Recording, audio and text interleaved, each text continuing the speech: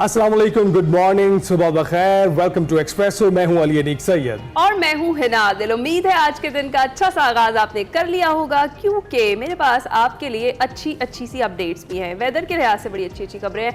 बड़े तंग आ गए थे लाहौर वाले ना, अब बड़ी सफोकेशन और इस तरह के मौसम से, धूप गर्मी, लेकिन अच्छी खबरें हैं मौसम के हवाले से जनाब। मैंने, क्योंकि सबको पता है कि मेरा मूड जो है वो डायरेक्टली प्रोपोर्शनल टू वेदर है। जैसा वेदर अच्छा होता है मूड बड़ा अच्छा हो जाता है, सुबह का आगाज बड़ा अच्छा होता है। लेकिन आजकल थोड़ी सी गर्मी और इस वजह से बिल्कुल 2 दिन से बहुत गर्मी पड़ रही है, और इतनी गर्मी है कि लोग जो ग्राउंड्स में जा रहे हैं डिहाइड्रेटेड हो रहे हैं। अपने आप को हाइड्रेटेड रखें, कोशिश करें कि आप कम से कम धूप में निकलें और कम से कम हब्स का सामना करें ठंडी जगहों पर। मौसम की बिल्कुल अच्छी खबर यह है कि बारिशों का सिलसिला शुरू हो रहा है। मॉनसून का आखिरी स्पेल है ये जो गुजरेगा, जिसके बाद मौसम खुनकी की जानी बढ़ेगा।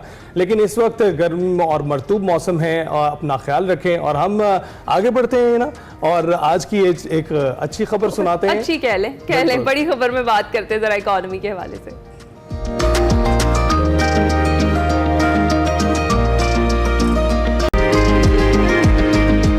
बड़ी देर कर दी मेहरबा आते आते फाइनली जी पाकिस्तान और IMF के दरमियान 12 जुलाई को जो स्टाफ लेवल मुआहिदा हुआ, जिसमें कड़ी शराइत पर अमल दरामद करते हुए पाकिस्तान ने IMF को इस्लाहाती प्रोग्राम दिया है। मगर मुकम्मल यकीन दहानियां ना होने तक IMF के पाकिस्तान को किसी भी मीटिंग में ना रखा उस वक्त। और फिर बिलाखिर 12 सितंबर को खबर सामने आ ही गई कि हुकूमत ने IMF को यकीन दहानियां करा दी हैं। और फिर IMF ने अगली मीटिंग बोर्ड में पाकिस्तान का कर्ज प्रोग्राम फहरिस्त में रखा। और बिलाखिर गुज़िश्ता रोज़ वाशिंगटन में IMF की MD क्रिस्टलिना जॉर्जिया ने जो उनकी ज़ेर सदारत इजलास हुआ IMF एग्जीक्यूटिव बोर्ड का, उसमें उन्होंने पाकिस्तान का एजेंडा सर फहरिस्त रखा। और एग्जीक्यूटिव बोर्ड ने IMF जायज़ा मिशन और पाकिस्तान के दरमियान तय पाने वाले स्टाफ सतह के मुआहदे की मंजूरी दे दी। बिल्कुल है ना, और आपको पता है 75 दिन का इंतजार करना पड़ा हमें इस प्रोग्राम की मंजूरी के लिए। बहुत कोशिशें करनी पड़ी, बहुत सी शराइत माननी पड़ी, नाउमीद भी हो गए थे। लेकिन अब ये मुआहिदा तय पा गया है। 3 साल का मुआहिदा है और $7 अरब मिले हैं। पाकिस्तान के लिए 37 माह पर मुहित नए कर्ज प्रोग्राम की मंजूरी भी दी गई है, जिसके तहत जल्द ही पाकिस्तान को पहली किस्त मिल जाएगी। वजीर आजम भी ना कह चुके हैं, IMF पैकेज की मंजूरी पर इत्मीनान का इजहार कर चुके हैं, और मुआवनत फराहम करने पर सऊदी अरब, चीन और मुत्तहिदा अरब अमीरात का शुक्रिया भी अदा कर चुके हैं। वज़ीर आज़म की गुफ्तगू आपने सुनी। दूसरी जानिब आपको बताएं कि इस वक्त FBI ने भी दायरा तंग कर दिया है। नॉन फाइलर्स पर ज़मीन तंग करने की तैयारी कर ली है। नॉन फाइलर्स कैटेगरी ख़त्म करने का भी फैसला कर लिया गया है। नॉन फाइलर्स तैयार हो जाएं, कुल 15 पाबंदियाँ लगेंगी। प्रॉपर्टी, गाड़ियों की खरीदो फरोख्त नहीं कर सकेगा। बैरून मुल्क सफ़र के दरवाजे भी बंद हो जाएंगे नॉन फाइलर्स पर, और बैंक अकाउंट भी नहीं वो खुलवा सकेंगे। रिटर्न फाइल ना करने वालों के बैंक अकाउंट गैर फाल कर दिए जाएंगे। आपको ये भी बताते चलें कि non filer securities, mutual funds और मनी मार्केट में भी सरमायाकारी का अहल नहीं होगा, और 1 करोड़ से कम सालाना आमदन वाले फाइलर सिर्फ एक कार ही खरीद सकेंगे। जो प्लॉट है वो खरीदने के लिए भी ज़राए आमदन आपको बताना होगा। गोशवारों में मार्केट से कम जाहिर जायदादों को हुकूमत खरीदेगी। बैंकों से रकूम निकलवाने या जमा कराने की जो सालाना हद है वो भी मुकर्रर की जाएगी। बजरिया चेक कैश निकालने की शरह 3 करोड़ सालाना होगी। ये है ओवरऑल इकॉनमी की सिचुएशन। और आगे चलकर हमारे ऊपर क्या क्या कड़ी शराइत IMF की मजीद लगने वाली हैं। और फिलहाल ये जो हमें कर्ज मिला है उस पर हम खुशियां मना रहे हैं, ये ठीक भी है या नहीं, आगे चलकर कितनी मुश्किलात होंगी, सारी सूरत हाल पर हमने बात करनी है। डॉक्टर खाकान नजीब हमारे साथ मौजूद है, किसी तारुफ के मोहताज नहीं है, माहिर मौशूआत है, हमसे ही बात कर लेते हैं। डॉक्टर साहब, ये बताइएगा कि इस वक्त हमें खुशियां मनानी चाहिए या गम करना चाहिए, क्योंकि हमने मुस्तकबिल के पैसे तो पहले से ले लिए हैं, और अगर उनका ठीक तरह से इस्तेमाल ना हुआ तो ये बात गले भी पड़ सकती है। देखें, कोई भी मुल्क IMF के पास तब जाता है जब कोई चैलेंजिंग या क्राइसिस लाइक सिचुएशन होती है। पाकिस्तान IMF की ट्रेडमिल पे ये 24वीं दफ़ा है। और ये सोचिए कि अगर हम अपने $26 अरब खुद कलेक्ट कर सकते होते और हमारा एक एक्सटर्नल का चैलेंज इतना बड़ा ना होता, तो शायद हमें IMF या doctor of the last resort के पास ना जाना पड़ता।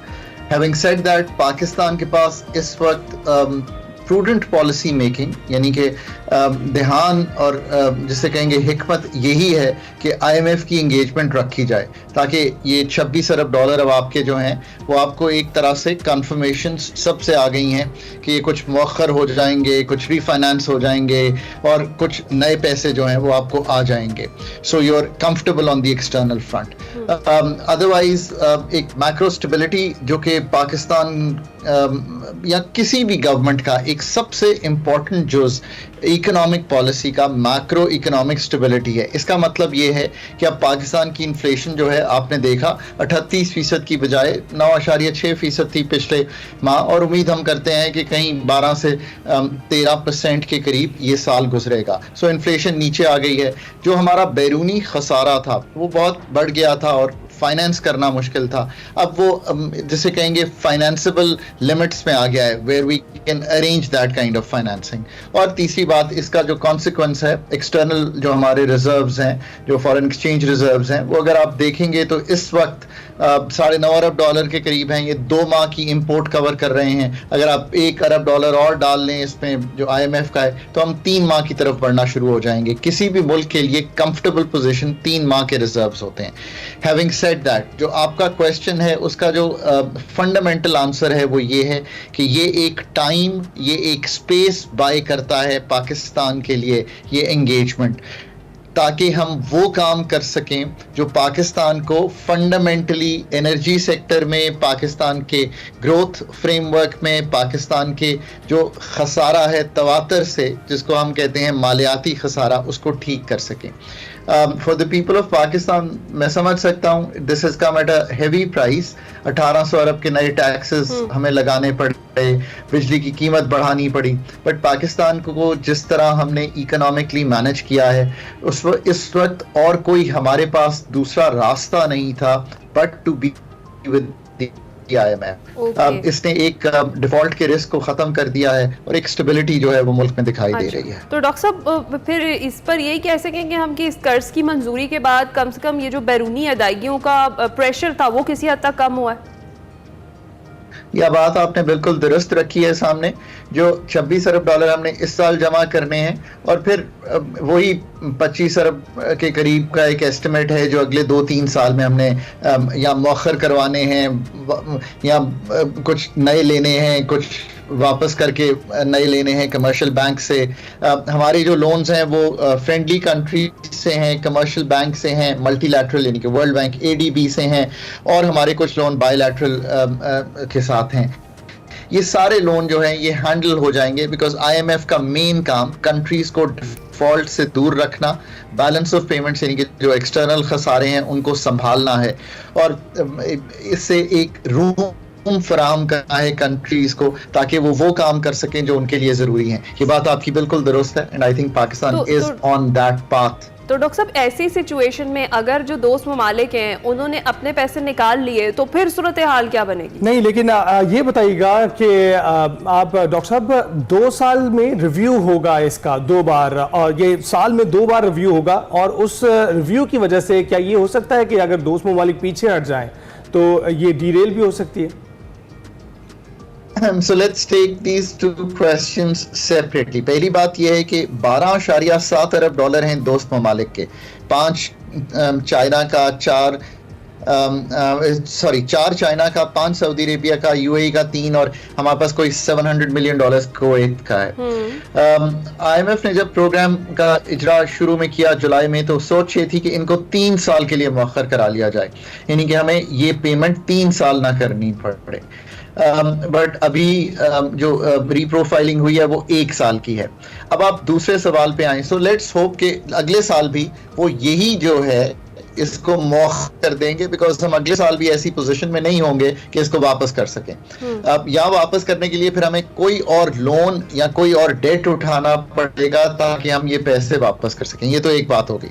अब दूसरी बात ये है कि आपने कहा कि ये इसका review, so that's the more important part. Programme कर लेना एक बात है, पाकिस्तान 24वें प्रोग्राम में है, पर लोग ये बात नहीं जानते कि 24 प्रोग्राम तो हम करने के लिए तैयार हुए हैं और उस ट्रेडमिल पर आए हैं, पर हम उस ट्रेडमिल पर भी प्रोग्राम कंप्लीशन नहीं कर पाते। अब आप अगर वापस चले जाइए, जब हम 22वां प्रोग्राम कर रहे थे जो लॉन्ग टर्म प्रोग्राम है, तो अगेन 9th रिव्यू के बाद we had to leave the programme, और उसका असर क्या हुआ था? डिफॉल्ट लाइक सिचुएशन थी, रिजर्व्स ड्रॉप कर गए थे, रुपया कमजोर हो रहा था।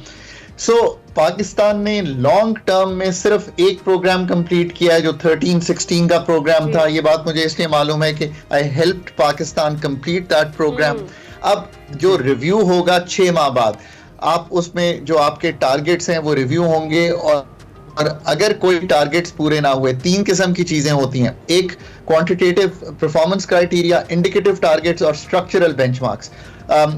इसकी मिसाल मैं इस तरह देने की कोशिश करता हूं कि अभी आप सोचिए कि पाकिस्तान ने जो FPR की कलेक्शन करनी है पहले क्वार्टर की, अगर आपकी क्वार्टरली जो कलेक्शन है वो फॉल करती है short of the target, then you would have to take additional measures. So programme जो है ये कोई 3 साल पे मुहित है, 37 months पे, पर इसका जो रिव्यू है वो एक्चुअली तो क्वार्टरली टारगेट्स पे बेस्ड होता है, और 6 माह फिर बाद वो आपको करने आएंगे दिसंबर में उन सब टारगेट्स को देखने के लिए, और उसके साथ साथ एडजस्टमेंट्स भी होंगी और नई कंडीशनैलिटीज भी आती रहेंगी। तो डॉक्टर साहब ये भी बताइएगा कि मतलब ये इस वजह से अगर अहदाफ पूरे नहीं होते तो मिनी बजट के आने का भी कोई इम्कान है?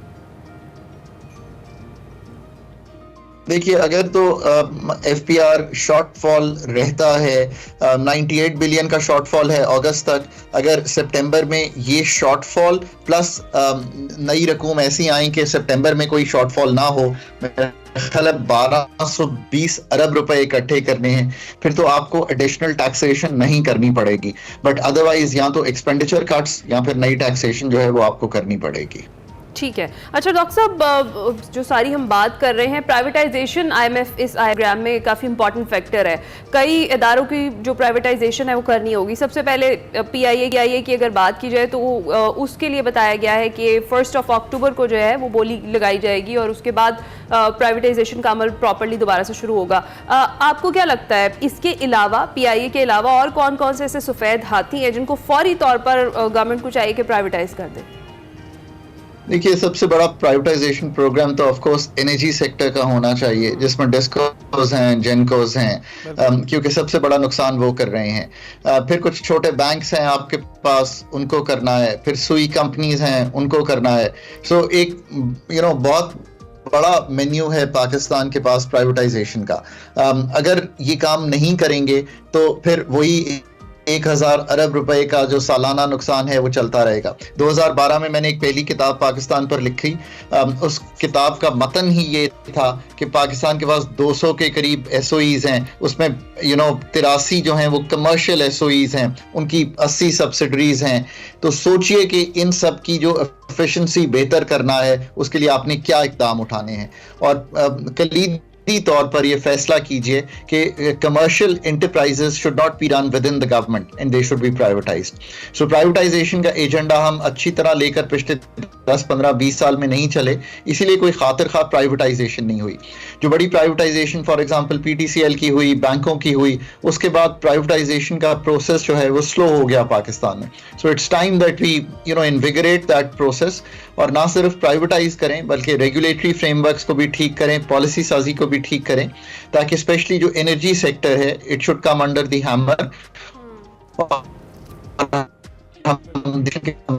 तक in terms of better service delivery, better efficiency, better competitive markets और better pricing जो है वो पहुंचना शुरू हो just for the people of Pakistan। देखिए, अगर IMF का इजरा ना होता तो ये जो इन्फ्लेशन यानी कि कीमतों के बढ़ने की शरह है ये 38% से नीचे ना आती, रुपए को स्टेबिलिटी ना मिलती, पाकिस्तान की इंपोर्टेड इन्फ्लेशन रहती। फिर जो इस वक्त कराची स्टॉक एक्सचेंज पे लोगों ने पैसे बनाए हैं 80% हिस्से जो बढ़े हैं, ऐसा ना होता। फिर जो पाकिस्तान की सबसे बढ़ के पॉलिसी रेट 22% था, अब 17.5 है। इसका मतलब है अगर आप गाड़ी की लीजिंग करने जाएंगे तो आपकी लीजिंग की जो माहाना रकम है वो कम होगी, मैन्युफैक्चरर्स को सस्ता कर्जा मिलेगा तो वो कर्जा ले पाएंगे। मैं समझ सकता हूं कि ये ऐसी चीजें हैं जिनका शायद डायरेक्ट असर जो है लोग अभी फील ना करें, पेट्रोल की प्राइसेस का असर तो मैं उम्मीद रखता हूं कि लोगों ने फील किया होगा। आखिर में मैं सबसे इंपॉर्टेंट बात आपके सामने ये रखूंगा कि पाकिस्तान को इस ट्रेडमिल से उतारने के लिए अगर फंडामेंटल काम ना किए गए, जिसका मतलब पाकिस्तान के एनर्जी सेक्टर की तंजीमें ना हो, पाकिस्तान के ग्रोथ फ्रेमवर्क की तंजीमें ना हो, पाकिस्तान के एक्सपेंडिचर्स की तंजीमें ना हो, और ये काम IMF ने करना, ये काम पाकिस्तान के डॉक्टर्स ने करना है। एक कंपेटिटिव टीम बनाइए और ये बिलीव कीजिए कि 37 महीने का प्रोग्राम भी चलाएंगे, एंड इसके साथ साथ ये जो काम है जो पाकिस्तान को इस मुश्किल से, जो पाकिस्तान को बार बार ले जाता है IMF के दर पर, वहां से निकालें। एक्सपोर्ट का रीवैम्प करना, डॉलर कमाना, ये सब बहुत इंपॉर्टेंट चीजें हैं जो पाकिस्तान ने करनी है अगले 3 साल में। तो डॉक्टर साहब, हमने सुना IMF की जो मैनेजिंग डायरेक्टर हैं क्रिस्टलिना जॉर्जीवा, उनका ये कहना था कि हमने प्रोग्राम में देखा है पाकिस्तान अमीरों से टैक्स ले रहा है, गरीबों को दे रहा है, लेकिन जब भी उनके सरबराहान आ रहे होते हैं जैसे कि डोनाल्ड ट्रंप, वो तो अपने मैंडेट में रखते हैं कि अमीरों पर वो टैक्स कम करेंगे ताकि वो मईशत को सपोर्ट कर सकें, नौकरियां पैदा कर सकें और ऐसा माहौल पैदा कर सकें जिसमें आम आदमी के लिए ज़्यादा आसानियां पैदा हों। तो ये तो दो मुख्तलिफ और मुतजाद तरीके हैं सिस्टम्स को चलाने के। आपके ख्याल से कौन सा बेहतर है?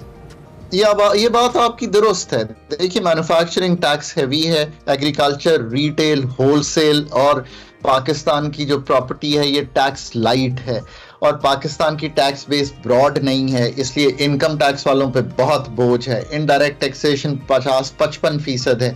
इन सारी चीज़ों को रीवैम्प करने की ज़रूरत है, टैक्सेशन के निज़ाम को आसान बनाने की ज़रूरत है, नंबर ऑफ टैक्सेस कम करने की ज़रूरत है, कस्टम स्टेज पर तोड़ने की ज़रूरत है, टैक्सेशन को विदहोल्डिंग टैक्सेस से निकलने की ज़रूरत है। सो ये ओवरऑल रीवैम्प करना है। और जहाँ तक टैक्सेशन है, taxation should be simple, should be fair, vertical और हॉरिजॉन्टल इक्विटी होनी चाहिए, और इसको ग्रोथ यानी कि शरह नमू, पाकिस्तान की पाए को ग्रो करने के जो हमने 3 साल के मेजर्स हैं वो सामने रखने चाहिए, टैक्सेशन की मद में भी रखने चाहिए, ताकि पाकिस्तान की टैक्सेशन का निज़ाम कंपेटिटिव मार्केट्स बनाए, ग्रोथ के फ्रेमवर्क को आगे लेके चले। जो अमरीकी बात कर रहे हैं वो ये कर रहे हैं कि हम पाकिस्तान एक ग्रोथ लाइट है, वो एक ग्रोथ हैवी इकोनॉमी में है, जिसका मतलब है नई कंपनीज आ रही हैं, नई प्रोडक्टिविटी यानी कि AI आया, उससे आपकी पैदावारी सलाहियत बहुत बेहतर हुई। आप यकीन करें कि मैंने कभी ईमेल लिखनी होती है तो मैं खुद नहीं लिखता, मैं AI से ईमेल जनरेट करता हूं, और मेरे जो 5-8 मिनट ईमेल लिखने में लगने हैं वो वहां पे नहीं लगते, और मैं 1 मिनट में वो ईमेल दे देता हूं। थिंक अबाउट दिस कि मेरी प्रोडक्टिविटी कितनी बेहतर है। वो ये कह रहे हैं कि हम मौके पैदा करने चाहते हैं कि आप एक कोई नई चीज दरियाफ्त करें, आप एक नया वेंचर करें और इकोनॉमी की प्रोडक्टिविटी बढ़ाएं। Pakistan has completely missed on this spot. Pakistan cannot understand this sport। Pakistan में समझ ही नहीं सकते लोग कि पैदावारी सलाहियत बढ़ाना, आपकी एग्रीकल्चर अगर यील्ड्स बढ़ेंगी तो सोचिए कि वीट भी सस्ती होगी, राइस भी सस्ती होगी, मेज भी सस्ती होगी, आटा आपको कम निर्खों पे मिलेगा, आपका ओवरऑल फ्रेमवर्क तब्दील हो जाएगा। ये वो चीज है जो आपने करनी है, इसका अगेन IMF से कोई ताल्लुक नहीं है। अच्छा डॉक्टर साहब, लास्ट क्वेश्चन मेरा आपसे यही है कि एक तो ये बताएं कि जो समत है वो शॉर्टली बताइएगा, जो गवर्नमेंट कह रही है कि सब अब ठीक ठीक चल रहा है, हम राइट ट्रैक पे, मैशत बहाल होने वाली है, कि समत दुरुस्त है, और दूसरा ये कि बड़ा डर गए, नॉन फाइलर वाले जो कैटेगरी है ख़त्म कर दी गई है, फिर घर गाड़ी और हर चीज़ खरीदने पर पाबंदी लगा दी गई है, डर रहे हैं लोग तो भाई अब राब्ते भी पता नहीं होने हैं कि नहीं होने हैं इसके बाद से। तो मुझे बताइएगा, इस पर भी ज़रा रोशनी डालिएगा, ये क्या सिचुएशन बन गई है? देखिए, पहली बात तो यह है कि सेमत यह है कि आप एक ICU के डॉक्टर के पास हैं, वो आपको ICU की टेबल से निकाल कर सर्जिकल टेबल पर ले आएगा, ये सेमत दुरुस्त है। पाकिस्तान को प्रूडेंट पॉलिसी मेकिंग के तहत IMF के साथ ही एग्रीमेंट में रखना चाहिए। मैक्रो स्टेबिलिटी है मुल्क में, ये बात दुरुस्त है, पर जो फंडामेंटल काम है वो आपने करने हैं, अगर वो करेंगे तो इस ट्रेडमिल से उतरेंगे। नॉन फाइलर्स की कैटेगरी मुझे कभी भी समझ नहीं आई। मैं टेबल पर था जब हमने ये कैटेगरी बनाई, मेरा मतलब है फाइनेंस की टेबल पर। I didn't understand it then, I don't understand now. बड़ी सादा सी गुफ्तगू है, हम तीनों को टैक्स देना है, फाइल करना है। आपका अगर 1 लाख बनता है 1 लाख दीजिए, मेरा 10,000 बनता है मैं 10,000 दूं, और इनका अगर 18 लाख बनता है तो वो 18 लाख दें। That is how societies evolve, और पाकिस्तान को भी इसी तरफ जाना है। नॉन फाइलर की कैटेगरी एब्सोल्युटली होनी ही नहीं चाहिए।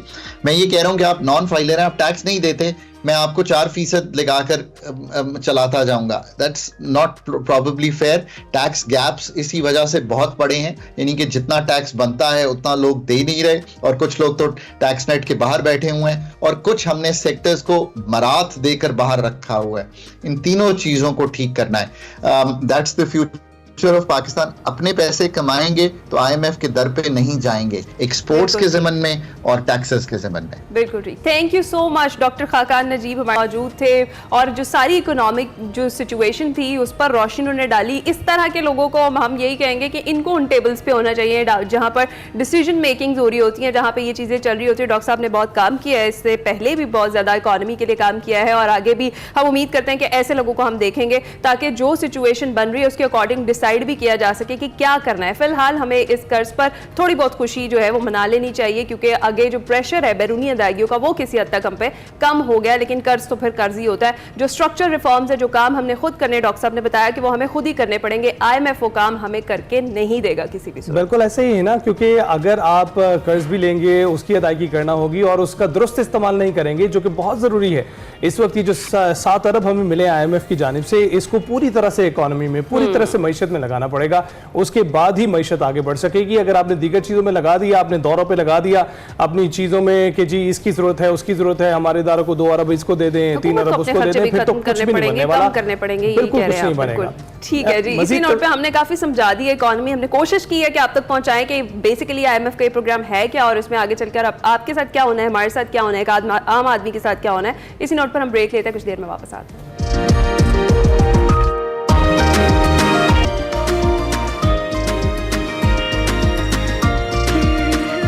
वाह, क्या खूबसूरत फन पारे हमारे स्टूडियो में भर गए हैं, और आपको अब बिल्कुल पता चल गया होगा कि आपकी मुलाकात हमने किससे करवानी है, ये एक आर्टिस्ट से ही करवानी है, और क्या कमाल शाहकार उन्होंने फन पारे बनाए हैं ये भी आपको दिखाएंगे। भाई ख़वातीन की अगर हम बात कर रहे हैं तो हर मैदान में अपने टैलेंट के बलबूते पर अपना सिक्का ज़रूर मनवा रही हैं, और पाकिस्तान की जो नई नस्ल है वो मर्दों के शाना बशाना हर शोबे में मुनफरिद पहचान अपनी बना चुकी है। आज हमारे साथ स्टूडियो में भी एक ऐसी ही आर्टिस्ट मौजूद हैं जिनके आर्ट का मकसद जो है वो ख़वातीन के हुकूक को उजागर करना है। उनके हाथ से बनाई गई जो पेंटिंग्स हैं इतनी बाकमाल और लाजवाब है कि देखने वालों के साथ महवे गुफ्तगू होने का जो तासुर है वो पैदा कर देती है। और उनके आर्ट में दिया गया पैगाम इस खूबसूरती से चार्ट पर उतारा गया है कि एक ही नज़र में एहसास को समझ लिया जाता है जिसके लिए ये पेंटिंग बनाई गई होती है। जी हाँ, हमारे साथ ही मौजूद हैं बोलती तस्वीरों की मुसव्विरा लाइबा अयूब। लाइबा, बहुत शुक्रिया करने के लिए, और उम्मीद है कि आपकी सुबह आज खैर खैरियत से हुई होगी, अच्छे तरीके से हुई होगी। हम आपकी तस्वीरें देखकर एक बड़ा खुशगवार सा तासुर तो नहीं आता है, यूँ लगता है कि बातें कर रही हैं आपके साथ, और जो बातें कर रही हैं उनमें बहुत से पैगाम आते हैं। कैसे ख्याल है पेंटिंग्स का, ऐसी पेंटिंग्स का जो ख़वातीन के मसाइल को उजागर कर रही हैं? अच्छा, तो सबसे पहले अस्सलाम वालेकुम आप लोग को। और पेंटिंग्स बनाने का मुझे इसलिए था क्योंकि मैंने बैचलर्स इन फाइन आर्ट्स किया है, तो मुझे थीसिस करना था, और थीसिस के लिए मैंने एक ऐसा टॉपिक चूज़ किया जिससे लोग थोड़े अवेयर हो सकें। और अगर बात करूँ इस टॉपिक के ऊपर, मेंटल वायलेंस के ऊपर, जो मेरा थीम है, तो हमें अपने हर दूसरे घर में ये वायलेंस नज़र आता है, तो मैंने सोचा एक ऐसे टॉपिक को प्रमोट करूं जो कि बज़ाहिर हमें नज़र नहीं आता पर हमारे इमोशंस में वो एग्जिस्ट करता है। अच्छा, तो लाइबा मुझे ये बताएं कि शुरू से शौक़ था, ड्राइंग आपकी अच्छी थी? मतलब कुछ स्टूडेंट्स होते हैं जो ब्राइट स्टूडेंट्स होते हैं और उनको ये आर्ट और ये ड्राइंग इन चीज़ों का बहुत शौक़ होता है, तो आप उन स्टूडेंट्स में से थी? तब से ही आपको पेंटिंग का शौक़ हुआ? जी, मेरे अंदर ये ऑलमोस्ट आप ये कह सकती हैं कि गॉड गिफ्टेड है, क्योंकि बचपन से ही मुझे इस चीज़ का शौक़ था, और फिर मैंने आगे इसको फर्दर पढ़ाई में भी लेके गई, और अब मैं अपना स्मॉल बिजनेस रन कर रही हूँ। अच्छा। और मेरी ऑलमोस्ट 5 से 6 पेंटिंग्स हैं जो इंटरनेशनली भी सेल हुई हैं। है ना, आप ये अच्छी स्टूडेंट थी ड्राइंग? नहीं, ये सवाल गलत हो गया आपका मुझसे। मैं तो हमेशा ड्राइंग के पेपर में रोने वाली स्टूडेंट थी, मुझसे नहीं होता। खैर, अच्छा, ये जो इतने खूबसूरत फन पारे आपके हैं, अगर मैं इन्हें देखूं तो मुझे लगता है कि ये मतलब मुझसे मुखातिब है या बात कर रहे हैं। जो मैसेज आपने देने की कोशिश की है वो भरपूर तरीके से पहुँच पा रहा है अपने देखने वाले तक। इतनी ज़्यादा नफासत कैसे आई आपके काम में? इसका रीज़न यही है कि आप जब मैंने जो टॉपिक चूज़ किया है उसमें पोर्ट्रेट्स हैं, पोर्ट्रेट्स बनाने हैं तो हमें रियलिस्टिक काम करना, और रियलिस्टिक काम में स्मूथनेस होती है, उसको जितना रियलिज्म हम कर सकते हैं तो उतना हमें करना होता है। तो आप घर में अमूमन ड्राइंग किया करती थी पहले भी? जी, ड्राइंग और कार्टून्स और लैंडस्केप इस तरह की। अच्छा, फैमिली में भी कोई है किसी का भी इतनी इस हद तक इंटरेस्ट ड्राइंग में या पेंटिंग में? जी है, मतलब दूर की फैमिली में एक है मेरी कज़न, तो वो भी बनाती है, वो भी Extended अच्छा family। काम करती है। कितना वक्त दरकार होता है आपको ऐसे कैनवस पर काम करने के लिए? ये डिपेंड करता है कि आपका काम क्या है, मतलब इजी है, डिटेल वर्क है।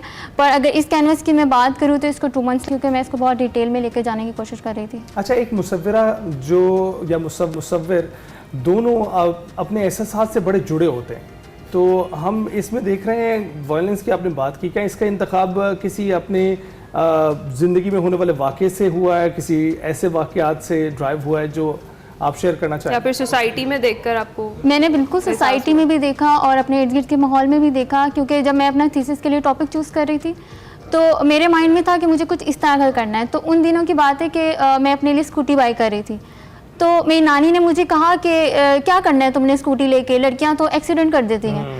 तो मेरे माइंड में बात क्लिक हुई कि उन्होंने कहाँ देखा औरतों को एक्सीडेंट करते हुए। ठीक है, हाँ, मर्दों के एक्सीडेंट हमने देखे हैं, हमारे में भी हुए हैं। तो वो चीज़ मुझे क्लिक की कि ये जो हमारे सोशल नॉर्म्स हैं जो एक औरत के लिए बनाए गए हैं, वो उनके माइंड में बिल्कुल फीड अप हो गए। और वो किसने की है? हमारे लोगों ने, हमारी सोसाइटी ने। और अगर आप हकूक़ के लिए बात भी करें अपनी, तब भी इन्हीं चीज़ों का आपको सामना करना पड़ता है जो आपकी तस्वीर में बहुत आया है। अच्छा, ये बताइएगा कि आपने डिसाइड कब किया कि आप इस शोबे की तरफ जाएंगी? क्योंकि बहुत सारे लोग जो हमारे इस माहौल में रहते हैं कोशिश करते हैं कि वो ऐसी चीज़ों में जाएं जिसमें अचानक से आपको कामयाबी मिल जाए। इसमें तो बहुत मेहनत दरकार होती है और कामयाबी भी बहुत देर से मिलती है आपको। क्योंकि मेरे अंदर ये एक टैलेंट बचपन से ही था, और जब मैंने ICS किया तो मेरी एक कज़न थी, उसने मुझे इनवाइट किया कि आप ना मेरे कुछ असाइनमेंट्स कर दें। तो मुझे तब तक नहीं पता था कि मेरे अंदर ये स्किल्स हैं। तो मैंने उनकी, वो टेक्सटाइल डिज़ाइनर थी, तो मैंने उनकी असाइनमेंट्स की। तो उस वक्त मुझे रियलाइज़ हुआ, क्योंकि मैं काम बहुत अच्छा कर रही थी, और उसने मुझे एक वक्त आया, उसने कहा कि डिज़ाइनिंग भी अब आप करें, मैं ट्रेसिंग करती हूँ। अच्छा। तो वहाँ मुझे रियलाइज़ हुआ कि मुझे इस फील्ड में जाना चाहिए, और अल्हम्दुलिल्लाह मैं शुक्र अदा करती हूँ कि मैंने एक सही सब्जेक्ट का चूज़ किया जिसमें आपका इंटरेस्ट था, आपने उसी का इंतखाब किया। सबसे पहली पेंटिंग क्या बनाई थी, क्या थीम था उसका, कुछ याद है आपको? मैं 5 to 6 years ओल्ड की थी तब, और मेरा बस एक साइड पे एक छोटा सा स्टूडियो था, बिल्कुल ही ऐसा सा टेबल है, उसके ऊपर कुछ चीज़ें, तो उस पर हम लैंडस्केप बना लेते थे, कुछ भी। तो वो मेरी सबसे पहली पेंटिंग पर आप पेंटिंग्स करती हैं, जिस तरह से ये तो ख़वातीन के हकूक़ के लिए हो गया, वायलेंस पे हो गया, किन और मौज़ूआत पर आप पेंटिंग्स करती हैं या करना चाहेंगी आप? अभी मेरा है आगे का फ्यूचर प्लान्स हैं कि मैं कुछ ऐसा काम करूं जो मैंने पहले नहीं किया, और मेरा बस एम भी यही होता है कि हर बारी जो मेरा अगला काम है वो पिछले वाले से डिफरेंट हो। तो वो कुछ भी हो सकता है, वो स्कल्पचर भी हो सकता है। मेरे माइंड में ऐसा ही है कि कुछ मैं और ह्यूज लेवल पे काम करूं जो कि आगे भी इंटरनेशनली भी प्रमोट किया जाए। जिस तरह से अभी आपने बताया लाइबा कि आपकी पेंटिंग्स इंटरनेशनली भी आपने सेल करती हैं, तो अभी तक सबसे अच्छी पेंटिंग आपकी किस प्राइस में सेल हुई, और किधर गई, किस जगह पे आपने भेजी पाकिस्तान से, और कौन सा सबसे ज़्यादा आपका पसंदीदा आर्ट वर्क है अभी तक का? क्या वो आप सेल कर चुकी हैं, है अभी आपके पास? मेरी ऑलमोस्ट 5 to 6 पेंटिंग्स हो गई हैं, और मुझे हर कंट्री का नाम नहीं याद। ऑकलैंड, बर्लिन, UK, लंदन, और भी 1-2 हैं जिनका मैंने नहीं सुना, फिर मैंने जाके मैप में चेक किया, ये भी एग्जिस्ट करता है। तो उसके जो प्राइस है ऑलमोस्ट 700 USD और 800 USD, इतना है अभी तक, फ़िलहाल अभी इतना ही है जो मेरा मैक्सिमम है। तो अगर कोई अपनी पेंटिंग इस तरह की बनवाना चाहे जिसमें वो अपने आप को एक्सप्रेस करना चाहे, आपको अप्रोच करना चाहे, तो कहाँ किया जा सकता है? तो वो मुझे मेरे इंस्टाग्राम अकाउंट पे कर सकते हैं, जो कि art.laiba है। ठीक है, और अपनी पसंद से जो भी चाहें वो आपसे बनवा सकते हैं। और इसका लाइबा ये प्रोसेस क्या होता है बेसिकली? ये हम देख रहे हैं बज़ाहिर बड़े अच्छे पोर्ट्रेट्स हैं और ये वो, क्या पहले इमेजिन करती हैं आप कि ये सब कुछ है, या फिर आप इसको कहीं रफली ड्रॉ करती हैं, या फिर कुछ इस तरीके से पूरा प्रोसेस क्या होता है, फिर उसके बाद ये फाइनल शक्ल निकल कर आती है? नहीं, मैं पहले एक तो टॉपिक चूज़ करती हूँ, फिर मैं उस पर काफ़ी सर्चिंग करती हूँ कि किस तरह का काम हो चुका है, किस थीम पे करना है, और फिर उसको ऑब्वियसली इमेजिन होता रहता है। फिर हमारे पास एक डायरी होती है, उस पर हम सब कुछ मेंशन करते रहते हैं, और फिर उसके बाद हम फोटोग्राफी करते हैं, और फिर कुछ हमारे रेफरेंसेस अप्रूव होते हैं, और फिर उसको हम पेंट करते हैं। अच्छा, ये बताएं कि जो पेंटिंग्स इस वक्त हमारे स्टूडियोज़ में मौजूद हैं, इनमें सबसे महंगी कौन सी है? इसमें अब तक की सबसे महंगी ये है, बिकॉज ये मेरा लास्ट पीस है और ये पेंटिंग शायद मैं सेल भी नहीं करना चाहती। अच्छा। क्योंकि ये मेरे बहुत ज़्यादा करीब है, मुझे नहीं पता मुझे क्यों इतनी पसंद है। इवन कि मैंने अपनी वेबसाइट पे जो इसका प्राइस डाला है नॉर्मल पेंटिंग से बहुत ज़्यादा डाला है, क्योंकि मैं नहीं चाहती ये सेल हो। अच्छा, नहीं इसकी वजह क्या है, क्या स्पेसिफिक रीजन है, क्या इसको बनाने में टाइम बहुत लगा, क्या डिवोशन थी, या क्या इसको बनाते हुए आप सोच क्या रही थी? टाइम इतना ज़्यादा नहीं था, पर ये था कि इसका जो थीम है ना वो बहुत स्ट्रॉन्ग है। जैसे मैंने आपको पहले बताया कि मैं अपनी नानी से इंस्पायर हुई, और वो यही बात थी कि आप उस सोसाइटी में रहते हैं, उसको एक्सेप्ट करते हैं, ना सिर्फ एक्सेप्ट करते हैं बल्कि अपनी अगली जनरेशन में वो बात ट्रांसफ़र करें। जैसे वो मुझ में ट्रांसफ़र करी थी कि तुम स्कूटी ना लो, तो ये चीज़ मेरे बहुत ज़्यादा करीब थी। और मैं इवन कि मुझे पता नहीं क्यों इससे इतना लगाव है, इसके स्ट्रोक्स और ये इसका जो डार्क बैकग्राउंड है और ब्लैक कलर का हैंड जो कि सोसाइटी को रिप्रेजेंट कर रहा है, तो ये मेरे बहुत क्लोज है। और मैं नहीं चाहती जब मैंने इसको पहली बार देखा मुझे लगा कि ये किसी अपने डीमन के हवाले से भी हो सकता है, कि आपके अंदर जो मौजूद डीमंस होते हैं वो आपको किसी तरह से नहीं। देखिए, नॉर्मली हर घर में ही ऐसा होता है। अगर लड़कियों की बात करें तो कहीं ना कहीं रिस्ट्रिक्शंस आ जाती हैं कि तुम ये नहीं कर सकती, तुम ये नहीं कर, तो वो हर जगह कह सकते हैं कि शायद मेरे अंदर भी, पर एक नॉर्मली एक है। ठीक। अच्छा लाइबा, बहुत सारी और भी बच्चियां हैं जो आपको भी देख भी रही हैं, और बहुत सारी ऐसी भी हैं जो वाकई बहुत खूबसूरत फनपारे वैसे ही बनाती हैं, उनका इंटरेस्ट है, लेकिन वो अपनी फील्ड का इंतखाब नहीं कर पा रही कि भाई पता नहीं हमें जाना चाहिए या नहीं है। जिस तरीके से आपने बताया कि आपको आइडिया नहीं था कि फ़ाइन आर्ट्स की पूरी प्रॉपर फील्ड और मैं उसमें जा सकती हूँ, फिर आपने चूज़ किया और आप आ गए, उनके लिए क्या मैसेज आप देना चाहेंगी, कुछ कहना चाहेंगी? उनके लिए मैं यही कहना चाहूँगी कि लोग जो कहते हैं उनको बोलने दें, क्योंकि जब मैं भी इस फील्ड में आ रही थी मुझे बहुत से लोगों ने कहा ये बहुत एक्सपेंसिव फील्ड है, आप अफोर्ड नहीं कर सकते, ये नहीं कर सकते। इवन कि मेरे फैमिली मेम्बर्स तक ने मुझे कहा, तो मुझे इससे फ़र्क नहीं पड़ा। और अल्हम्दुलिल्लाह मैंने सब कुछ अपने बिहाफ पे किया। मैंने किसी से, मतलब अपने पेरेंट्स से बिल्कुल भी उनके ऊपर डिपेंड नहीं थी। डे 1 से मैंने खुद ही अर्निंग की ऑनलाइन, अपना आर्ट भी सेल करके। तो अगर आप कुछ भी करना चाहते हैं करें, उसका स्कोप है या नहीं है, आपने उसका स्कोप खुद बनाना है। बिल्कुल, हम तो ये दुआ करेंगे लाइबा कि आपको आपके जोरे बाजू में मजीद ताकत आए, आप मजीद बढ़ें अपनी मंजिल की जानिब, और ऐसे फन पारे ना सिर्फ हमारे लिए बल्कि दुनिया भर के लिए आप पेश करें। बहुत शुक्रिया लाइबा हमें ज्वाइन करने के लिए। यहाँ अभी है ना वक्त हुआ है एक ब्रेक का, ब्रेक के बाद वापस आते हैं।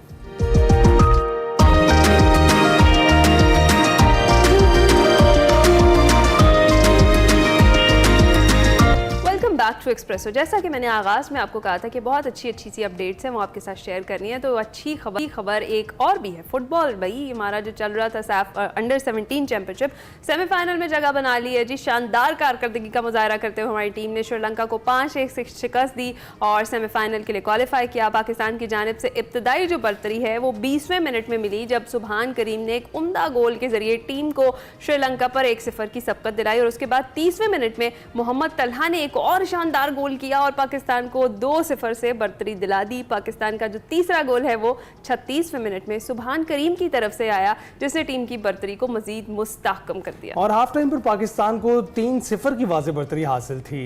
दूसरे हाफ के आगाज में क्या हुआ कि श्रीलंका की टीम पर मजीद दबाव बढ़ा और श्रीलंका के एक ऑन गोल ने पाकिस्तान के स्कोर को 4-0 कर दिया।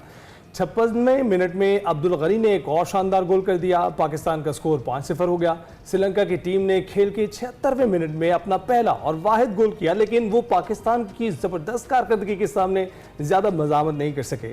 इस शानदार फतह के साथ पाकिस्तान ने इवेंट के सेमीफाइनल में जगह बना ली है। हम मुबारकबाद भी पेश करते हैं और उम्मीद भी जाहिर करते हैं कि पाकिस्तानी टीम सेमीफाइनल भी जीतेगी, फाइनल भी जीतेगी इंशाल्लाह। और इंशाल्लाह ये बड़ी बेहतरीन कारकर्दगी है। फुटबॉल जो है आहिस्ता आहिस्ता एक मकबूलियत तो पहले से ही था, एक सबसे मकबूल गेम तो पहले से ही था, लेकिन पाकिस्तान में प्रिवेल करने लगा है, बच्चे खेलने लगे हैं, और अब आप लोगों को देखते देखते मजीद इसकी तरवीज होगी और मजीद बेहतरी आएगी। जी हाँ, नेशनल टीम भी हमारी बहुत अच्छा खेल रही है, और ये जो अंडर 17 टीम है, फेडरेशन की बहुत ज़्यादा सपोर्ट है, इस वजह से ये जो खेल है, ये जो वो मकाम है उस तक पहुँचता जा रहा है। हमारी बेस्ट विशेस हमारी टीम के साथ हैं। इसी नोट पर हम लेंगे छोटी सी ब्रेक, आपने कहीं नहीं जाना, कुछ देर में वापस आते हैं हमारे साथ।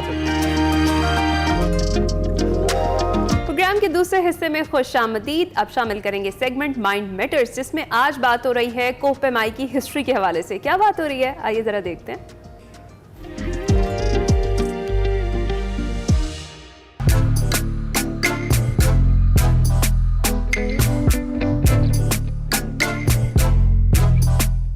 अस्सलाम वालेकुम नाज़रीन, मैं वकार अहमद और आप देख रहे हैं माइंड मैटर्स। बात करेंगे इंतहाई दिलचस्प मौजू पर। मौजू ये है कि इंसान ने पहाड़ों को सर करने के ख्वाब कब से देखना शुरू किए और हमारे पास कितना रिकॉर्ड मौजूद है कि इंसान ने सबसे पहले कब और कहाँ और किस पहाड़ को सर करने का सोचा और फिर वो सर किया, और बुलंदियों की जानिब जो रिकॉर्ड्स हैं वो कब मेंटेन होना शुरू हुए।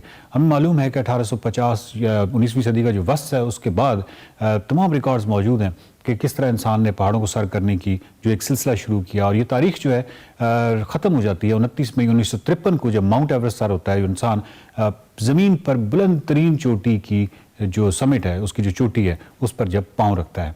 लेकिन उससे पहले इंसान ने कब सोचा कि पहाड़ सर करना है? मेरा ख्याल है कि इसका रिकॉर्ड जो है वो बहुत ही मुश्किल है। उसकी वजह यह है कि इंसान एक मुतजस्सिस ज़हन रखता है और मुझे पूरा यकीन है कि हज़ारों साल तक ये तारीख होगी, बहुत सारे लोगों ने अटैम्प्ट की होगी, और लेकिन हमारे पास रिकॉर्ड जो है वो 1850 से ऑनवर्ड है या 19वीं सदी का है। लेकिन उससे पहले भी एक रिकॉर्ड हमारे पास है। हमें मालूम है कि इंसान किस कदर बुलंदी तक गया था। सबसे पहले बात करें 1850 की, तो यहाँ पे ग्रेट ट्रिग्नोमेट्रिक टीम थी जिसने 6100 मीटर की बुलंदी तक पहुँचने का एजाज़ हासिल किया था। और ये उस वक्त तक का जो रिकॉर्ड था उस हिसाब से इंसान बुलंद तरीन जगह पे गया था, यानी 6100 मीटर पे 1850 में। उसके बाद जबकि हम ये समझ रहे थे कि 6100 मीटर पे इंसान पहुंच गया है, दूसरी तरफ एक और सबूत सामने आ गया, और वो सबूत जो था वो बहुत ही दिलचस्प था। वो सबूत ये था कि चिली और अर्जेंटाइन के दरमियान में एक पहाड़ की जो एक बुलंदी है 6700 मीटर, उस पर 3 डेड बॉडीज़ मिली। और वो 3 डेड बॉडीज़ को जब इन्वेस्टिगेट किया गया तो उनका ताल्लुक 15 सन से था। यानी 15 सन में वो 3 लड़के वो चोटी सर करने के लिए गए थे और वो 6700 मीटर की बुलंदी तक पहुंचे थे। इमेजिन, तो सन को लाइए और उन लड़कों को ज़हन में लाइए कि कोई इन्फॉर्मेशन नहीं थी, कोई कुछ नहीं था, कोई ऑक्सीजन के हवाले से कोई ऐसी सहूलत नहीं थी, कोई और दीगर सहूलतें नहीं थी, लेकिन उसके बावजूद वो 6700 मीटर की बुलंदी तक पहुंचे थे। और ये 1850 में हमें आगे मालूम होता है। तो 1850 में 6100 मीटर, जिसको हम ये समझ रहे थे कि इंसान जो है उसने बुलंद तरीन जगह पर पहुंचा है, तो मालूम हुआ कि नहीं, 15वीं सदी में 3 लड़के जो थे वो 6700 मीटर तक पहुंचे थे, लेकिन उनकी डेड बॉडीज़ मिली। और इसका मतलब ये था कि वो सक्सेसफुल नहीं हुए थे, वापस नहीं आ सके।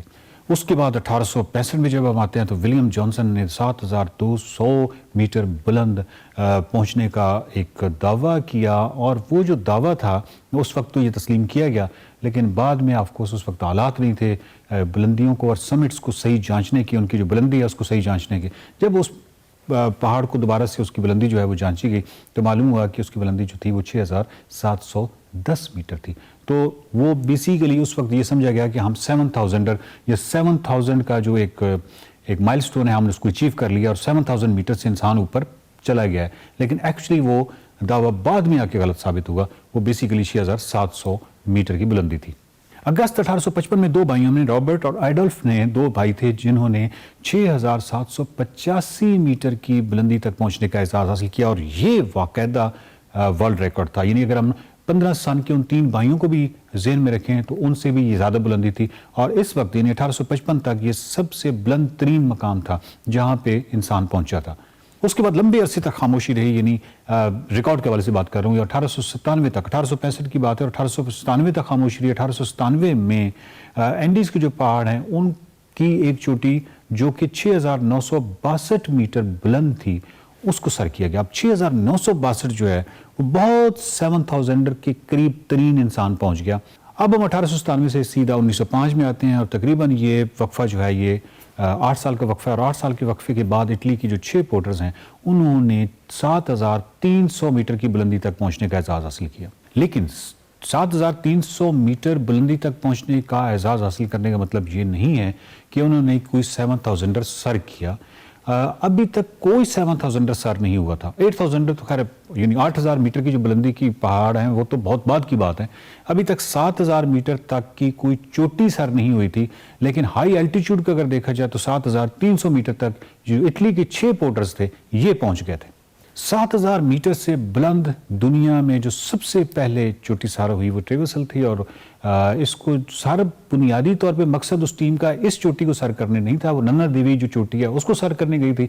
लेकिन जब वो उनसे सर ना हुई तो उन्होंने ये सर की और ये 7000 थी। तो दुनिया का ये वो पहाड़ है जो कि पहला 7000 है जिस पे इंसान ने कदम रखा।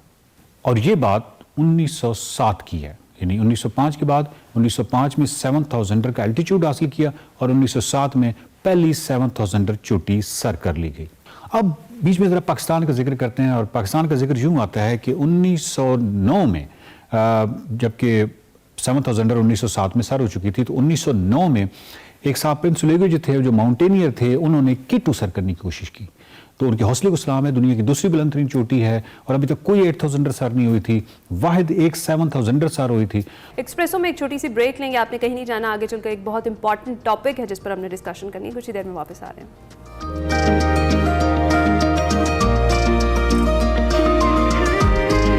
आए मौसम रंगीले सुहाने, बचपन में ये गाना मैंने सुना था और उस वक्त से मैं मद्दा था। गीत इंतहाई खूबसूरत था, इंतहाई खूबसूरत आवाज़ थी और आज उस मारूफ गुलकार नाहिद अख्तर की आज हम 68वीं सालगिरह मना रहे हैं। बहुत बहुत मुबारकबाद नाहिद आपको। और अपने फ़नी करियर का अगर बात करें, इनकी नन्ना फरिश्ता से इनका फ़नी करियर का आगाज़ हुआ था। आपने अपनी खूबसूरत आवाज़ की बदौलत बहुत कम अरसे में शायकीन के दिलों में अपना घर बना लिया था। नाहिद अख्तर ने पॉप मौसीकी के अलावा गज़ल गायकी, क्लासिकल, नीम क्लासिकल और लोकगीतों में अपना मकाम बनाया था।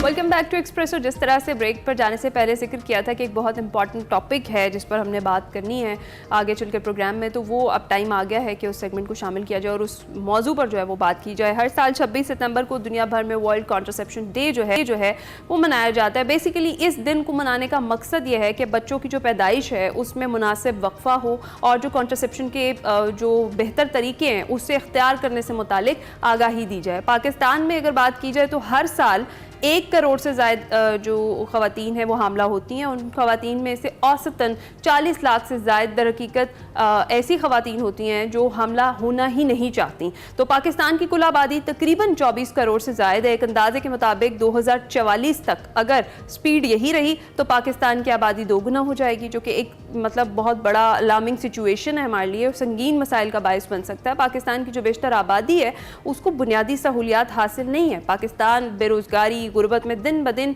जो है वो नंबर 1 पे जाता जा रहा है। जो हालात हैं वो उस तरफ ही हमें ड्रैग करके लेके और अगर ऐसा ही चलता रहा तो ये एक बम की तरह फटेगा और जो कंट्रोल नहीं किया जा सकेगा। आबादी को कंट्रोल करना बहुत ज़रूरी है। आबादी के कंट्रोल से आप अपने ह्यूमन रिसोर्स का ठीक इस्तेमाल कर सकेंगे।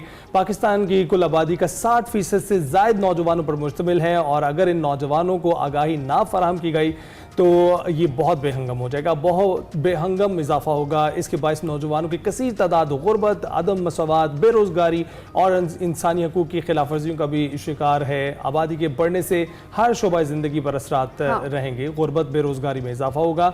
स्कूल्स में बच्चों की तालीम पर भी असर पड़ सकता है। सेहत का निज़ाम पहले ही तबाह है, मज़ीद दबाव बढ़ सकता है। सबसे बढ़कर मईशत पर यह दबाव पड़ेगा। और फैमिली प्लानिंग कितनी ज़रूरी है, इस अहम मौजू पर गुफ्तगू करने के लिए हमारे साथ मौजूद हैं डॉक्टर साहिबा, डॉक्टर शाइस्ता शौकत। बहुत शुक्रिया। शाइस्ता शौकत साहिबा मौजूद हैं, सर्टिफाइड मेडिकल एजुकेशनिस्ट भी हैं और currently she is working with Services Hospital. Welcome to. Doctor साहिबा कैसी हैं आप? थैंक यू वेरी मच, मैं ठीक हूँ। अच्छा डॉक्टर साहिबा, ये जिस तरह से भी हम जिक्र कर रहे थे, it's a very important topic as well और इसके साथ साथ इट्स अ बिग टैबू हमारी सोसाइटी में। इस पर बात करना भी मतलब उससे बहुत ज़्यादा गुरेज किया जाता है। काफ़ी हद तक चीज़ें तब्दील भी हुई हैं लेकिन स्टिल इट्स अ टैबू, इस पर बात नहीं की जा सकती। क्यों ऐसा है और इस टॉपिक पर बात करना या अवेयरनेस फैलाना कितना ज़्यादा इंपॉर्टेंट है, पहले तो ये बताइए। Thank you very much. मैं थोड़ा सा इस स्टेटमेंट से एग्री नहीं करूँगी कि इट्स अ टैबू। मुझे नहीं लगता कि अब इसके बारे में बहुत ज़्यादा बात नहीं की जाती। सबसे पहले जिस तरह आपने कहा कि हम पॉपुलेशन एक्सप्लोजन की तरफ जा रहे हैं, तो it should be taken as an emergency और अब हमें प्रोग्राम्स और प्लान्स की बजाय एक्शन प्लान के ऊपर अमल करने का टाइम है। सो जहाँ तक ये बात है कि हम क्यों नहीं बात करते, बहुत सी चीज़ें बदल चुकी हैं। सेंसिटाइजेशन और अवेयरनेस का अब ज़माना है। जिस तरह मैं जिस सेटअप में काम कर रही हूँ वहाँ पे हर सोशल स्टेटस के लोग आते हैं, उसमें हायर से लेके जिन्हें हम स्लम्स के ख़वातीन हैं वो भी हैं। और आप यकीन करें कि हर खातून चाहे वो प्रेगनेंसी में या डिलीवरी के बाद वो एक दफ़ा ये सवाल अपनी डॉक्टर से ज़रूर करती है कि डॉक्टर साहिबा मैं अगली प्रेगनेंसी में थोड़ा सा वक्फा करना चाहती हूँ। हाँ, हम चूँकि ऐसे कल्चरल सेटअप में हैं कि वो एक खातून सिर्फ खुद अपने बारे में डिसाइड नहीं कर सकती, तो अब हमने भी वहाँ डॉक्टर्स ने एक्सेप्ट कर लिया है कि ये खातून जो हैं वो we talk about the reproductive rights of the women, लेकिन फिर भी उनको अपने कल्चरल सेटअप के लिए सास से, नंद से और हस्बैंड से इजाज़त की ज़रूरत है। तो इसकी सेंसिटाइजेशन हमारे आउटडोर से शुरू होती है। जब एक खातून प्रेग्नेंट हो तो उसके फर्स्ट विजिट पे ये कहा जाता है कि अच्छा ये तरीके हैं और आपको कुछ ना कुछ स्पेस लेना है। परमानेंट जो है वो हम इसको ज़्यादा ऑफर नहीं करते, लेकिन स्पेस लेना है और अगले दफ़ा आप ये डिसाइड करके आइए। तो डॉक्टर तो 70% of the women they come up with the decision next time. So मुझे लगता है कि जितना हम उसके बारे में बात करेंगे और उतना ही जो है वो उसको टैबू से निकलने में हम तो ये हेल्प जो कर आपने सकते हैं। एक्सप्लोजन की बात की, आबादी की एक्सप्लोजन, हमने देखा चाइना ने एक खास पॉलिसी इंट्रोड्यूस कराई थी, वन चाइल्ड पॉलिसी, कि एक फैमिली सिर्फ एक बच्चा ही जो है वो अपने साथ रखे ताकि आबादी को कंट्रोल किया जा सके, और हमने देखा उसके नताइज भी सामने आए हैं। लेकिन डॉक्टर साहिबा, हम इसका ब्लेम सिर्फ मैसेज पे ही रख सकते हैं या फिर हम उस एजुकेटेड तबके पे भी इसका ब्लेम कर सकते हैं जो डॉक्टर्स की शक्ल में भी हमारे सामने आता है? कई डॉक्टर्स के पास आप जाते हैं, आप उनसे कहते हैं कि जी हमें ये वक्फा करना है, वो कहते हैं हम तो नहीं करेंगे, किसी और से करवा लो। अच्छा, आपने चाइना की बात की, हमारे बिल्कुल साथ बांग्लादेश है। बांग्लादेश ने भी इसके ऊपर काम किया। उन्होंने अपने बहुत सारे रिलीजियस स्कॉलर्स को भी ऑन बोर्ड लिया और उन्होंने अपना जो कॉन्ट्रासेप्टिव प्रेवलेंस रेट हम उसे कहते हैं, जो कि हमारे यहाँ 30% या 32% है मैक्सिमम, और उन्होंने यानी इसका मतलब है कि आप मिन हासिल कौम कितना कॉन्ट्रासेप्शन या कितने फैमिली प्लानिंग के तरीके इस्तेमाल कर रहे हैं। सो उन्होंने भी उसके ऊपर बहुत काम किया। दूसरा, आपने कहा कि बहुत से डॉक्टर्स भी इस बात पे नहीं हैं, तो अब जो है अवेयरनेस और काउंसलिंग की बात बार बार स्ट्रेस की जाती है। हुकूमत की तरफ से बहुत से ट्रेनिंग सेशंस हुए हैं। I have been a part of those training sessions since 2014, और हमने कोई 1100 LHVs और अभी रिसेंटली इस जनवरी से अब तक हमने 36 पंजाब के डिस्ट्रिक्ट से डॉक्टर्स को बुला के ट्रेन किया है। They have become the master trainers. और उस वक्त मैं देखती हूँ कि बहुत से लोगों की एप्रीहेंशंस होती है। कुछ का जो है वो थोड़ा सा इस तरह से होता है कि अच्छा मैं तो गायनेकोलॉजिस्ट हूँ, मैं इसको फैमिली प्लानिंग दे दूंगी तो फिर ये प्रेग्नेंट होके नहीं आएगी और व्हाट अबाउट माय इनकम। लेकिन आप देखें, अब हमें जो है ना इंडिविजुअल नहीं सोच से थोड़ा सा बाहर अपने नेशन को साथ लेके चलना है। हमने यहीं रहना है, इसी कंट्री में रहना है। So we have to work. अब आप देखें, हमने 60% यूथ की बात की और हमारा जो एम्प्लॉयमेंट रेट है करंटली 6.6% है। 100 में से सिर्फ 6 या 7 लोग जो है वो एम्प्लॉयड हैं। तो इसका क्या मतलब है? फ्रस्ट्रेशन, और उसके बाद आगे क्राइम रेट इंक्रीज, और फिर हम कहाँ जा रहे हैं? तो हमें अपने इस खोल से निकल के अपनी सारी कौम को बारे में सोचना चाहिए। दिस इज़ द टाइम कि हम जो जैसे आपने कहा पढ़ा लिखा तबका या doctors, this is time to pay back. Okay. अच्छा डॉक्टर साहिबा, आप हेल्दी स्पेसिंग की अगर बात की जाए तो कितना टाइम जो है वो ज़रूरी है? लाइक 2 बच्चों के दरमियान में जो गैप है, जो वक्फा है, वो आइडियली कितना होना चाहिए और इक्वली इम्पॉर्टेंट कितना है एक मदर की हेल्थ के लिए और एक बेबी की हेल्थ के लिए? देखिए, हेल्दी टाइमिंग एंड स्पेसिंग जो है आइडियली साइंटिफिकली एक डिलीवरी और दूसरी प्रेगनेंसी के दरमियान 2 साल का वक्फा होना चाहिए। और अगर खुदा ना खास्ता किसी का मिस कैरेज होता है तो एटलीस्ट उनको 6 मंथ्स तक गैप लेना चाहिए to try for the next pregnancy. और जहाँ तक बात यह है कि इसका क्या फ़ायदा है, अगर देखें एक खातून का बच्चा छोटा, शी जस्ट डिलीवर्ड, और मैं ये बताना चाहती हूँ कि डिलीवरी के 21वें दिन के बाद वो खातून दोबारा प्रेग्नेंट हो सकती है, वेदर उसको पीरियड्स आए हैं या नहीं, चाहे वो दूध पिला रही हैं या नहीं। ठीक है, तो अब अगर वो 3 महीने बाद दोबारा प्रेग्नेंट हो जाती हैं तो यहाँ पे 3 लाइव्स हैं जो एट स्टेक हैं। एक वो छोटा बच्चा, एक वो खातून हर सेल्फ जो कि अभी उन्होंने एक डिलीवर किया है बेबी और दोबारा से उनकी बॉडी उसमें है, और एक वो बच्चा which is inside the uterus.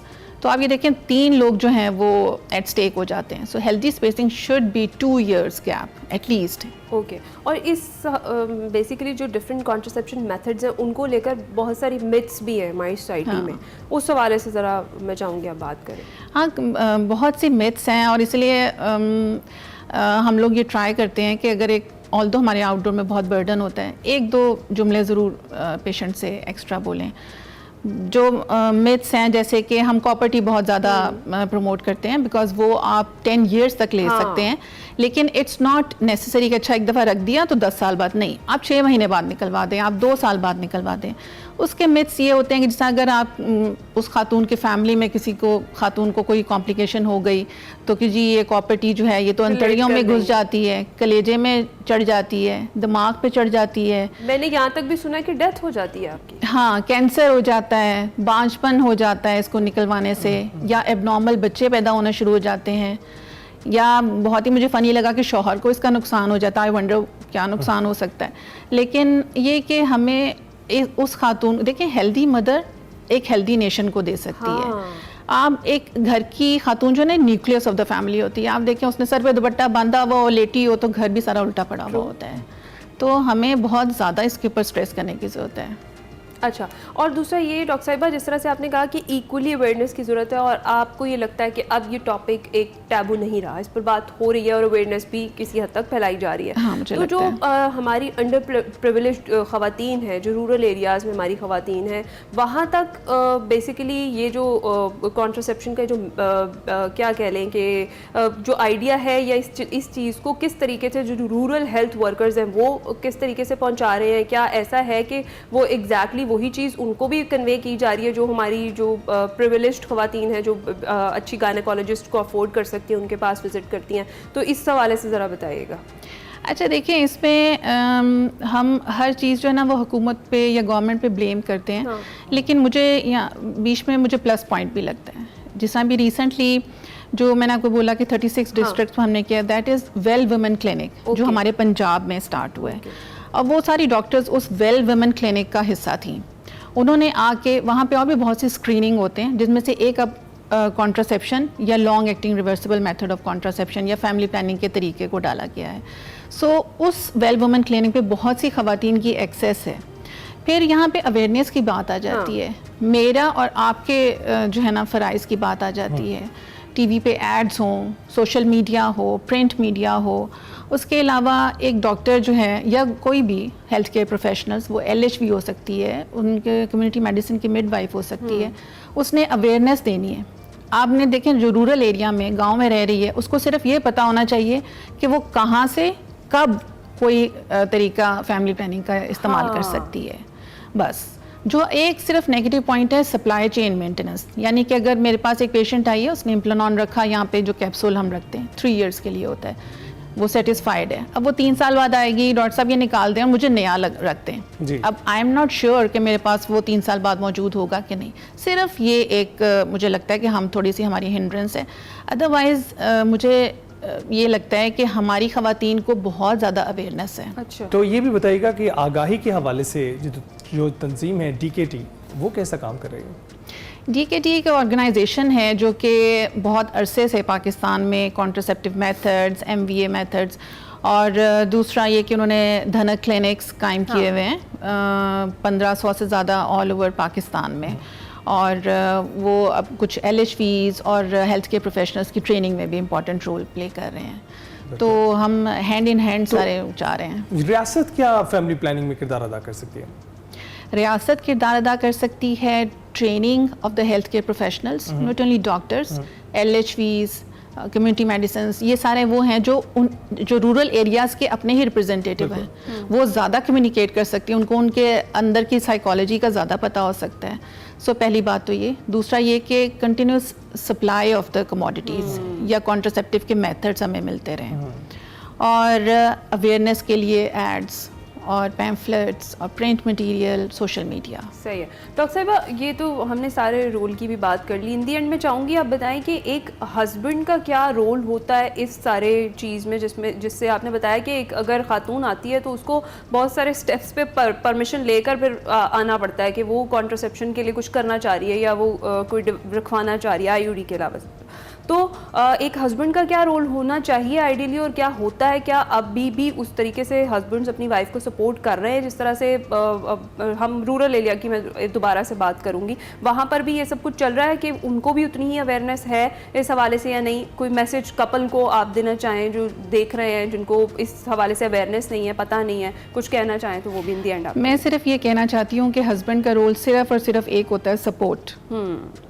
और इन द लॉन्ग रन अगर हस्बैंड सोचें तो वो जो एक अगर लंबी फैमिली जो है अगर बना रहे हैं तो उसको कैसे पालेंगे, कैसे उन बच्चों को एक अच्छा ग्रूमिंग दे के उनको कैसा बनाएंगे इस माशरे में, क्या वो अपना रोल प्ले करेंगे। सो हस्बैंड का रोल है सपोर्टिव, और एक कपल को अवेयरनेस की बहुत ज़रूरत है। बिल्कुल, कपल्स को अवेयरनेस की बहुत ज़रूरत है। बहुत शुक्रिया डॉक्टर साहिबा, आपने हमने ज्वाइन किया। और ब्रेक से पहले आपको कह देते हैं कि जो बातें यहाँ पर हुई हैं उन्हें सोचिए ज़रूर वापस आने से पहले। अभी लेंगे एक ब्रेक।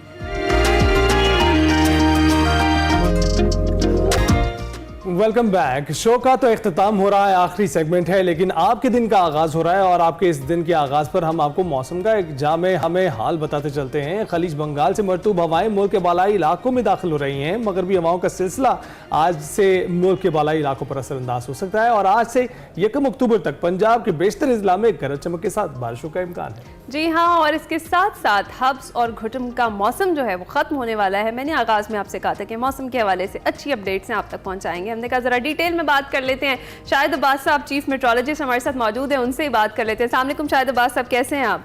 जी बिल्कुल ठीक हूँ, आप बताएं। शाहिद अब्बास साहब, ये जो नया स्पेल है बारिशों का जो मुल्क में दाखिल हो रहा है मगरबी हवाओं के साथ, ये कब से कब तक चलेगा और ये क्या हम इसे मानसून का ही एक आखिरी स्पेल कंसीडर कर सकते हैं? नहीं, ऐसे नहीं है कि ये मानसून की तो जो विंड है उसकी तो खत्म हो चुकी है। ये वेस्टर्ली हवाओं के तहत है और ये आज से पाकिस्तान में दाखिल हो रहा है, अगले से 3 दिन तक रहेगा। लाहौर में खासतौर कल और परसों में अच्छी बारिश हो जाएगी और ठंडी बारिश भी होगी, साथ हवाएं भी चलेंगी। उसके बाद हबस में भी कमी हो जाएगी और जो अब पिछले 3-4 दिन से जो हबस और गर्मी की शिद्दत में इजाफा है और ख़ास तौर पे जितना एक्चुअल टेम्परेचर है, फील लाइक टेम्परेचर उससे 7-8 डिग्री ज़्यादा है। और पिछले दिनों में लाहौर में जो है पिछले 2-3 दिन से फील लाइक जो टेम्परेचर है वो 48 के करीब था।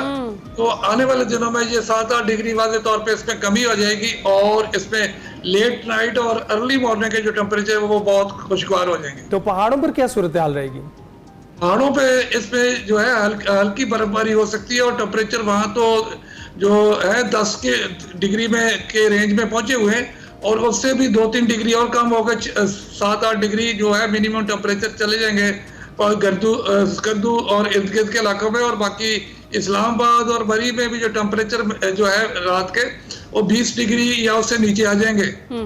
अच्छा, और शाहिद अब्बास साहब, जिस तरह से भी आपने पेशगोई की है कि बारिशें जो हैं वो शुरू हो जाएंगी, हमने यही ऑब्जर्व किया जिस तरह से आपने खुद भी बताया कि मौसम तो बड़ा गर्म था और फील्स लाइक टेम्परेचर बहुत ज़्यादा था। हमें लग रहा था कि ये सितंबर का एंड ही चल रहा है, जुलाई का आखिर चल रहा है, जिसके अंदर हमें ये हब्स और इस घुटन की जो सूरत है इसका सामना करना पड़ा है। फिर हम ये एक्सपेक्ट करें कि अब जो बारिशों का स्पेल है इसके बाद से फिर रातें ठंडी हो जाएंगी और दिन में भी मौसम बेहतर हो जाएगा? जी बिल्कुल, इसके बाद जो है नमी जो है वो कम हो जाएगी। उससे ये होगा कि डे टेम्परेचर तो जो है 36-7 की रेंज में रहेंगे, लेकिन रात के टेम्परेचर जो है 25 या उससे नीचे आ जाएंगे और कंफर्टेबल जोन में हम मिड नाइट के बाद और अर्ली मॉर्निंग जो वो लाहौर। शायद साहब ये बताइएगा कि हम प्रॉपर सर्दी कब से एक्सपेक्ट करें? सर्दी तो लाहौर में जो है वो बड़ी उसका पीरियड कम हो गया, उसमें तो 45 से 50 दिन मैक्सिमम सर्दी होती है और वो होती है मिड दिसंबर से लेकर 31 जनवरी। और इन दोनों एंड पे अगर बारिश हो जाती है 1 हफ्ता प्लस हो जाती है। ये मैक्सिमम 45 से 50 दिन होती है जिसमें धुंध भी होती है, सर्दी भी होती है और बीच में एक आध बारिश भी हो जाती है। सही है। अभी लेकिन अच्छे मौसम की नवीद आपने सुना दी है। बहुत शुक्रिया शाहिद अब्बास साहब, चीफ मेट्रोलॉजिस्ट मौजूद से, इनसे हम बात कर रहे थे मौसम के हवाले से। अच्छे मौसम की खबर हमने आपको दे दी है। इसके साथ ही हमारे शो का आज जो वक्त है खत्म हो गया। आपसे मुलाकात होगी कल। अपना ख्याल रखिएगा, फीडबैक जरूर दीजिएगा। अल्लाह हाफ़िज़। अल्लाह हाफ़िज़।